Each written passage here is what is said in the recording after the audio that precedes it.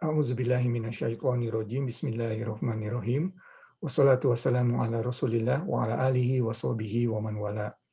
Rabbana atina min ladunka rahmah wa hayyi' lana min amrina rasyada. Wa sallallahu ala sayyidina Muhammad wa ala alihi wa sahbihi wa sallim tasliman katsira. Amma ba'd. Jumat Mubarak Ibu-ibu, Bapak-bapak pengajian Kagari yang dirahmati Allah. Assalamualaikum warahmatullahi wabarakatuh. Alhamdulillah wa syukurillah Ibu-ibu Bapak pengajian Kagari pada malam hari ini, malam Jumat, kita Allah SWT kembali mengizinkan kita untuk kembali kepada kajian surat Al-Kahf. Insya Allah pada malam hari ini kita akan membahas ayat ke-98 dan 99 insya Allah. Mari Ibu-ibu Bapak pengajian Kagari yang dirahmati Allah, kita mengkaji dan membaca ayat tersebut bersama-sama. Ba'da a'udzubillahi minasyaitonirrajim. Bismillahirrahmanirrahim. Qala hadza rahmatum mir rabbi fa idza jaa wa'du rabbi ja'alahu dakka wa kana wa'du rabbi haqqan. Nah, Ibu-ibu, Bapak-bapak pengajian Kagari yang dirahmati Allah, minggu lalu kajian kita sampai kepada potongan ayat ini. Qala hadza rahmatum mir rabbi. Sedikit mengulang, poinnya dari potongan ayat ini adalah bagaimana adab dari Zulkarnain yang tidak menganggap karya besarnya tersebut, yaitu tembok yang begitu kuat, terbuat dari besi dan tembaga yang dapat melindungi salah satu kaum dari gangguan Ya'juj wa Ma'juj, itu tidak menganggap itu sebagai karyanya, tetapi sebaliknya beliau menganggap atau menyatakan bahwa hal itu adalah rahmat dari Allah, ya, rahmat dari Tuhanku. Nah, ini sangat bertolak belakang dari salah seorang dari pemilik dua kebun, kisah kedua dari surat Al-Kahf yang kita bahas beberapa waktu lalu, di mana dia mengatribusikan kesuksesannya dalam mengelola kebun tersebut sebagai mengatribusikan kepada dirinya. Jadi itulah hasil karyanya. Ya, beliau lupa bahwa hal tersebut adalah nikmat Allah, rahmat Allah. Nah, sangat bertolak belakang dari adab Zulkarnain ini. Ya, itulah poinnya. Nah, malam hari ini kita akan membahas potongan ayat berikutnya, di mana Zulkarnain berkata bahwa apabila janji Tuhanku sudah datang. Nah, janji Tuhanku ini adalah hari kiamat. Ya, para ulama menyatakan bahwa janji Tuhanku ini merujuk kepada hari kiamat. Dia, Allah Subhanahu Wa Taala, akan menghancur luluhkannya, dan janji Tuhanku itu benar. Jadi tembok yang begitu kuat tersebut akan hancur pada saat janji Tuhanku itu datang. Ya, nah, bukan berarti tidak serta-merta dikatakan itu pada hari kiamat tersebut, tidak terlalu berarti tersebut, tetapi mungkin di sekitar menjelang hari kiamat. Makanya oleh karena itu, topik kita yang kedua pada malam hari ini adalah mengenai tanda-tanda besar hari kiamat. Ya, di sini sebutkan ya ayatnya ini tersebut, apabila janji Tuhanku sudah datang, dia akan hancur luluh, dan janji Allah itu benar adanya. Ya. Ayat berikutnya insya Allah. Wa tarakna ba'dahum yawma idzi yamuju fi ba'd wa nufikha fis suri fajama'nahum jama'a. Sadaqallahul azim. Di sini Zulkarnain kita lanjutkan ayatnya ya. Di sini Allah Subhanahu wa taala berfirman, pada hari itu kami biarkan mereka, ya, ba'dahum, ya, hum dari sini menunjukkan atau mereka merujuk kepada Ya'juj wa Ma'juj, ya. Di sini disebutkan surging over each other, ya, berbaur satu sama lain, tapi dalam hal ini surging over each other ada konotasi bahwa mereka tuh banyak, ya. Ya, jadi mungkin di sini berbaur antara satu dengan lain tidak menunjukkan banyak, tetapi kalau di sini surging one over each other itu ada kesan, ada konotasi banyak. Karena memang dalam hadis disebutkan bahwa mereka itu Ya'juj dan Ma'juj itu banyak, ya. Oke, jadi di sini adalah bukti adanya Ya'juj dan Ma'juj tersebut. Pertama dalam surat Al-Kahf, dan yang kedua hanya ada dua kali dalam Al-Qur'an, Ya'juj dan Ma'juj ini. Yang kedua adalah dari surat Al-Anbiya, yaitu surat yang sama dengan surat Al-Kahf, adalah surat yang diturunkan di Mekah, ya, atau dalam hal ini surat Makkiyah sebelum hijrah, tapi pada saat akhir dibandingkan surat Al-Kahf. Ya. Di sini di surat Al-Anbiya ayatnya ayat ke-96. Alright. Di sini disebutkan hingga apabila tembok dirujuk kembali tembok tersebut, Ya'juj dan Ma'juj dibukakan. Ya. Tadi dan mereka turun dengan cepat dari seluruh tempat yang tinggi. Jadi sudah lama tertutup, terjebak oleh tembok tersebut. Begitu tembok itu hancur, mereka langsung keluar. Ya, jadi inilah bukti kedua. Ya, dalam Al-Quran ada dua tempat di mana Ya'juj dan Ma'juj ini disebutkan, yaitu di surat Al-Kahf dan di surat Al-Anbiya. Nah, bagaimana ibu-ibu, bapak-bapak pengajian keagamaan yang dirahmati Allah?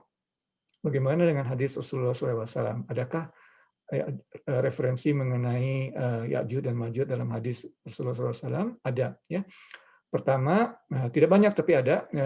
Yang pertama dalam kitab koleksi hadis Sahih Imam Bukhari disebutkan di sini hadis ini diriwayatkan oleh Zainab bint Jais, ya, salah satu istri Nabi Sallallahu Alaihi Wasallam. Ya, Zainab ini salah satu istri Nabi Sallallahu Alaihi Wasallam, ya, atau salah satu mothers of the believer, ya, Ummahatul Mukminin disebutkan, ya. Nah, Zainab ini salah seorang istri Nabi meriwayatkan dalam hadis tersebut bahwa Rasulullah Sallallahu Alaihi Wasallam terbangun dari tidur dengan muka yang merah, kemudian menyebutkan bahwa celakalah bahwa saat ini tembok Ya'juj dan Ma'juj tersebut sudah berlubang sebesar ini. Ya, beliau menggunakan tangannya, dua jarinya seperti ini. Ya, ini disebutkan oleh Zainab. Bukti yang pertama. Jadi kitab hadis Sahih Imam Bukhari. Bukti kedua adalah dari hadis Imam Muslim. Ya, dalam hal ini mengenai topik yang akan kita bahas berikutnya yaitu 10 tanda-tanda besar hari kiamat. Ya, disebutkan apa yang 10 tadi. Yang pertama adalah Dajjal. Kita juga sudah membahas, ya, dalam surat Al-Kahf ini, ya, surat Al-Kahf ini Dajjal. Yang kedua tanda-tanda hari kiamat, tanda-tanda besar hari kiamat, maaf.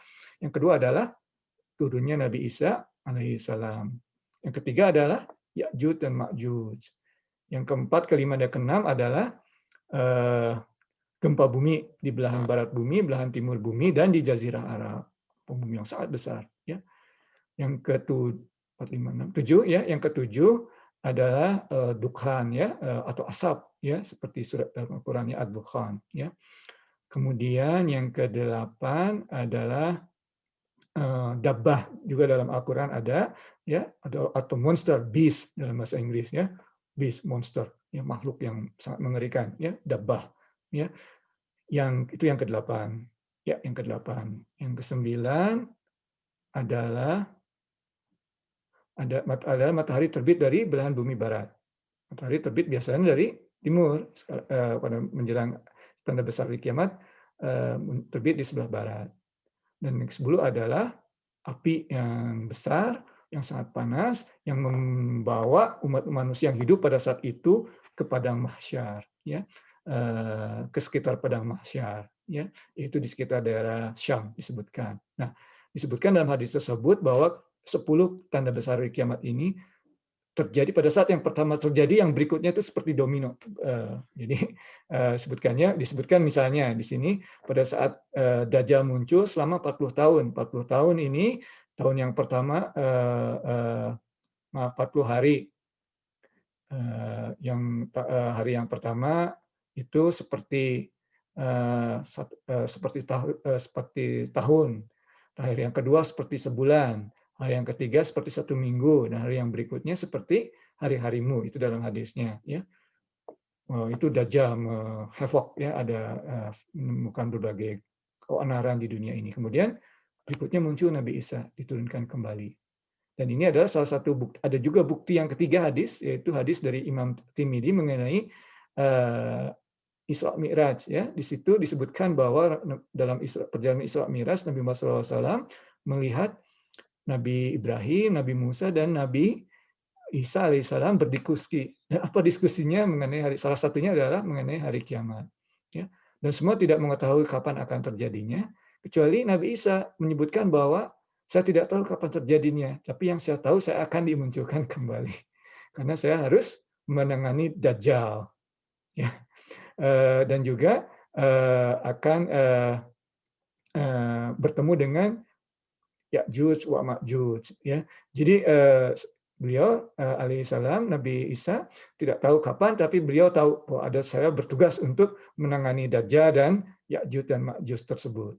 Ya, itulah buktinya dari Al-Qur'an dan hadis. Jadi ini untuk pertanyaan pertama, apakah benar adanya Ya'juj dan Ma'juj tersebut? Ya, benar adanya dari sisi Al-Qur'an dan dari sisi hadis, ya. Kemudian dari hadis-hadis lain ada juga yang menyebutkan penampakan dari wajah Dajjal, Ya'juj dan Ma'juj tersebut. Ya. Rasulullah SAW menyatakan bahwa Ya'juj dan Ma'juj ini matanya kecil, ya. Kemudian mukanya seperti tameng, seperti apa tuh, shield, ya, yang sudah dihammer, ya, sudah dipalu, jadi agak rata gitu loh, ya. Makanya banyak yang menafsirkan mereka ini datang dari belahan bumi timur, ya, dari Far East, dari daerah China, Indonesia dan sebagainya, Far East, ya, disebutkan seperti itu karena itulah tanda-tanda orang-orang yang dari daerah timur tersebut, matanya agak kecil, kemudian agak rata mukanya, ya. Kemudian katanya juga, Rasulullah SAW menyebutkan juga bahwa salah satu pakaiannya adalah wool. Oh, berarti bukan dari Indonesia, karena kita tidak menggunakan wool, ya. Jadi daerahnya dingin, ya, karena menggunakan wool, ya. Nah, itu disebutkan. Nah, tetapi ada juga yang berpendapat, ya, atau menafsirkan hadis tersebut bahwa mereka adalah orang-orang dari Tiongkok, dan tembok Ya'juj dan Ma'juj ini adalah tembok besar Cina, yaitu tidak benar, ya, karena tembok besar Cina itu terbuat dari tembok, bukan dari besi seperti dalam Al-Qur'an. Jadi itu adalah yang salah, ya, penafsirannya. Tetapi disebutkan bahwa dari hadis tersebut tanda-tandanya. Kemudian dari kitab Perjanjian Lama dari umat Kristen juga atau umat Yahudi juga, Perjanjian Lama menyatakan bahwa Ya'juj dan Ma'juj ini adalah keturunan dari Japhet. Ya, Japhet itu anak ketiga dari Nabi Nuh. Ya, Nabi Nuh itu anaknya Sam yang menjadi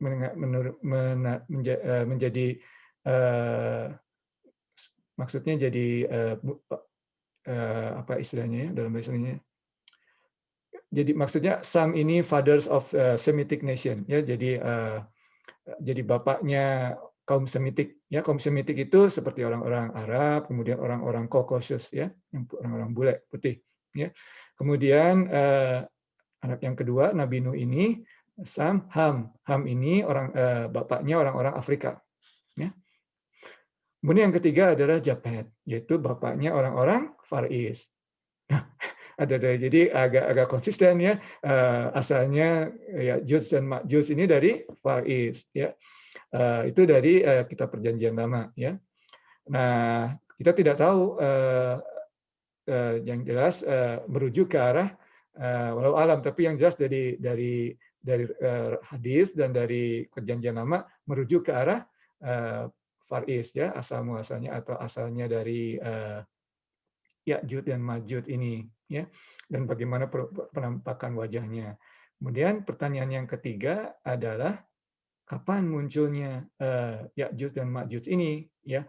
Nah, walaupun tadi disebutkan bahwa munculnya mendekati hari kiamat dan merupakan salah satu tanda besar hari kiamat, tetapi ada orang yang tidak percaya, ya. Jadi disebutkan bahwa dan ini pendapat kecil, tapi kita sebutkan saja bahwa ada sebagian yang berpendapat bahwa mereka sebetulnya sudah ada sekarang ini. Ya, mereka bukan suatu suku yang atau tribe yang terjebak oleh tembok tersebut, tapi mereka sudah ada di sekitar kita sekarang ini. Ya, jadi orang-orang yang berpendapat seperti ini agak menafsirkan bahwa apa yang disebutkan Al-Qur'an itu sebagai kiasan, ya, dan mungkin menganggap bahwa hadis-hadis tersebut yang tadi disebutkan, yang tiga tersebut, hadis Bukhari, hadis apa tadi, Muslim, kemudian hadis Tirmidzi, hadis-hadis tersebut remah. Itu salah satu pendapat, tapi pendapat kecil. Tetapi pendapat besar sebagian ulama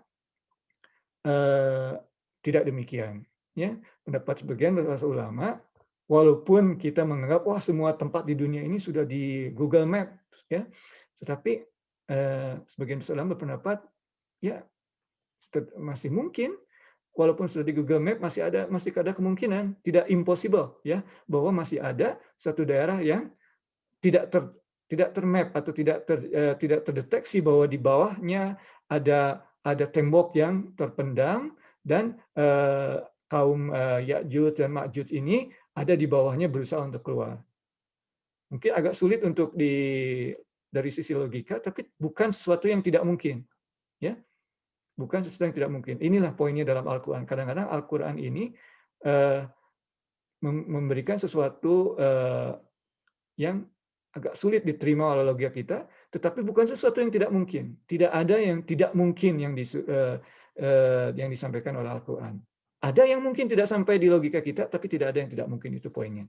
Nah, apa dasarnya para ulama tersebut adalah sebuah hadis yang diriwayatkan oleh atau yang dikoleksi oleh atau dikumpulkan oleh Imam Ibnu Bajah, ya, di mana disebutkan bahwa Ya'juj dan Ma'juj itu terperangkap tadi di tembok tersebut, dan kemudian setiap hari mereka berusaha untuk merubuhkan tembok tersebut, ya, dengan berbagai alat. Dan setiap hari karena lelah mereka tidak berhasil, walaupun mereka tidak tahu bahwa mereka ini sedikit lagi, tapi mereka lelah. Oke, let's do it another day. Muncul hari berikutnya, Allah Subhanahu wa taala merestore tembok tersebut. Mereka muncul menggali atau mencoba merobohkan tembok tersebut. Sampai akhirnya mereka lelah, padahal mereka tinggal sedikit lagi mereka lelah. Oke, let's do it another day. Setiap hari begitu. Besok lagi, besok lagi, besok lagi, dan setiap hari Allah Subhanahu wa taala merestore tembok tersebut, ya, mengembalikan tembok tersebut seperti sedia kala. Tidak pernah terjadi. Kecuali dalam hadis tersebut disebutkan bahwa pada suatu hari panglimanya atau orang yang berkuasa terhadap Ya'juj dan Ma'juj itu mengatakan, oke, kita kembali lagi besok untuk melakukan ini, insya Allah kita akan berhasil. Menggunakan kata insya Allah, ya, dan disebutkan pada saat itu dalam hadis tersebut bahwa akhirnya mereka berhasil merobohkan atau membuat lubang besar yang mereka bisa keluar dari tembok tersebut, ya. Nah, disitulah disebutkan bahwa ya di hadis tersebut ada kata insya Allah yang menariknya, ada hubungannya dengan surat Al-Kahf ini, di mana ada sudah dua tempat, ya, dalam surat Al-Kahf disebutkan insya Allah ini.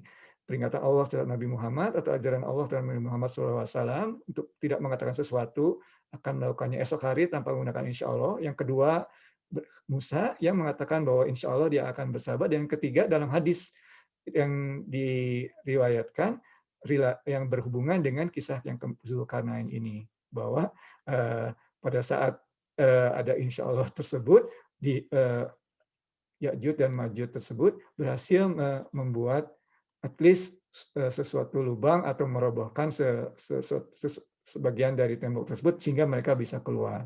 Dan itulah salah satu tanda besar hari kiamat, ya, yang ketiga yang kita tadi bahas tersebut. Jadi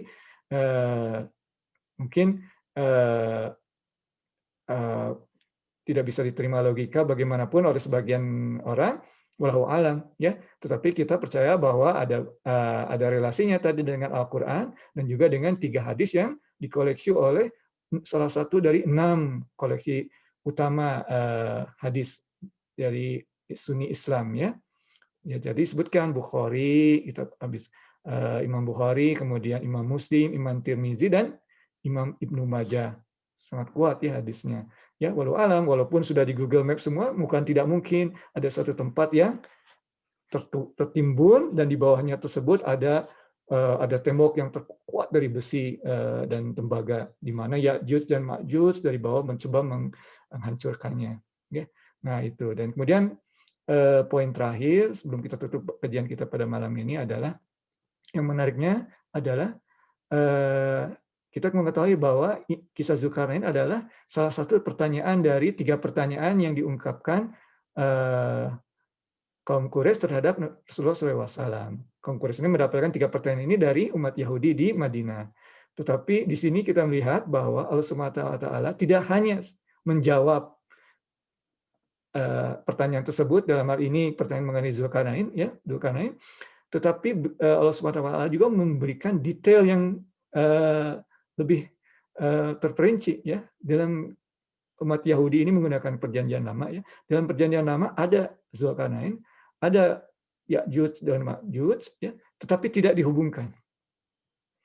Tetapi Rasulullah SAW mendapatkan ilham, mendapatkan wahyu dari Allah Subhanahu wa taala yang menghubungkan kedua peristiwa ini. Wallahu alam, yang benar hanya dari Allah, kesalahannya dari Irfan. Berikut kajian kita malam ini. Sallallahu ala sayyidina Muhammad wa ala alihi wa sahbihi wa sallim tasliman katsira. Assalamualaikum warahmatullahi wabarakatuh.